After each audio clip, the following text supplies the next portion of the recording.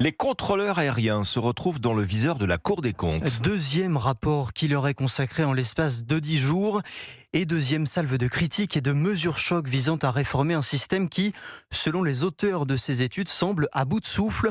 Après la commission des finances du Sénat, c'est donc la Cour des comptes qui constate que retards et annulations de vols sont en hausse constante dans le ciel français, à tel point que les sages demandent l'ouverture d'un débat sur le statut de fonctionnaire des contrôleurs aériens. Aurélien Fleureau.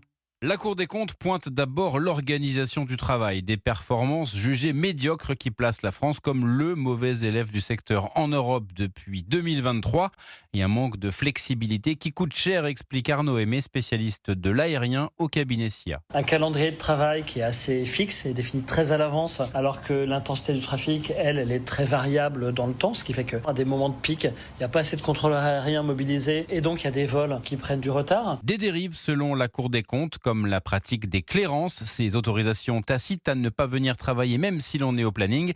Un constat général qui, selon les sages, doit ouvrir le débat sur le statut des contrôleurs aériens pour le sortir du périmètre de l'État, une option qui plairait aux compagnies aériennes selon Arnaud Aimé. On pourrait très bien imaginer augmenter le nombre de contrôleurs aériens, vu que c'est pas payé par le contribuable, mais plutôt par les compagnies aériennes elles-mêmes, qui seraient prêtes à payer davantage pour avoir un service de meilleure qualité. Et éviter, comme en 2025, les 6,6 millions de minutes de retard made in France, pour un coût estimé à 800 millions d'euros pour les compagnies aériennes. Aurélien Fleureau du service économique d'Europe 1.